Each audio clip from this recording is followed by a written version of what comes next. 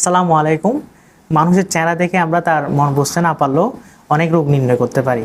আজকে সেরকম কিছু চেহারা দেখব এবং তার সম্পর্কে বিভিন্ন রোগ সম্পর্কে আলোচনা করব ইনশাল্লাহ। তো আমরা প্রথম যে ছবিটা আছে সেটা লক্ষ্য করলে দেখব ওনার যে মুখ সেটা অনেকটা বড় দেখাচ্ছে।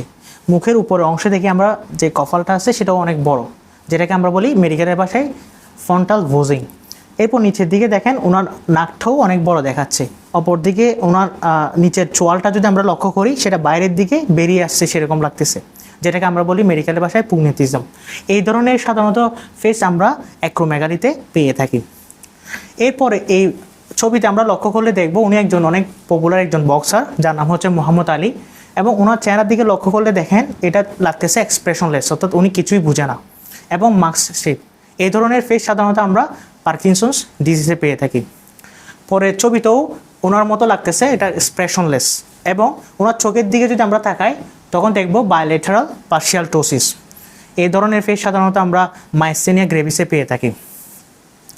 এরপরে যে ছবিতে যিনি আছেন উনি অনেক ফেমাস, গোলগাল মুখ, অনেকটা যেটাকে আমরা মেডিকেল ভাষায় মুন ফেস বলি। এই ধরনের মুন ফেস সাধারণত ক্রনিক স্টেরয়েড ইনটেকের ক্ষেত্রে হতে পারে, যেমন অ্যাসমার ক্ষেত্রে অ্যাসমার পেশেন্টগুলো যখন ক্রনিক স্টেরয়েড খেয়ে থাকে তখন হয়, অথবা কুশিং সিনড্রোম ক্ষেত্রেও হয়। এরপরের পিকচারের দিকে আমরা লক্ষ্য করলে দেখব ওনার চোখগুলা বিস্মিত চোখ, অর্থাৎ চোখ দিয়ে লাগবে মানুষকে গিলে খেয়ে ফেলবে।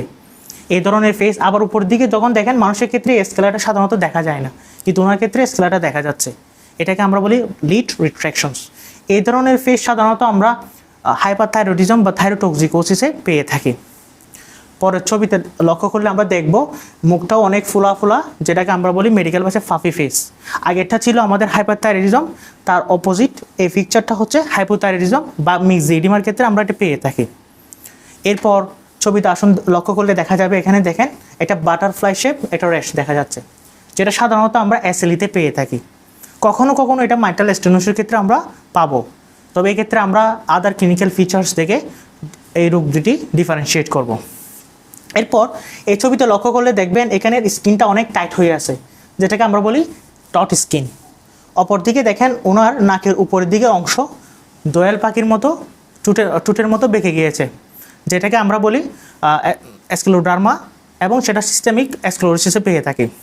এরপর সবার শেষ ফেজ আমরা দেখতে পাই একদম রক্তিম চেহারার একজন মানুষ, যেটা উপরের দিকে দেখেন রক্তগুলো জমে আছে বিদায় এরকম লাল চেহারার দেখা যাচ্ছে, যেটা সাধারণত আমরা সুপেরিয়র ভেনু ক্যাভাল অবস্ট্রাকশনে পেয়ে থাকি। সবাইকে ধন্যবাদ।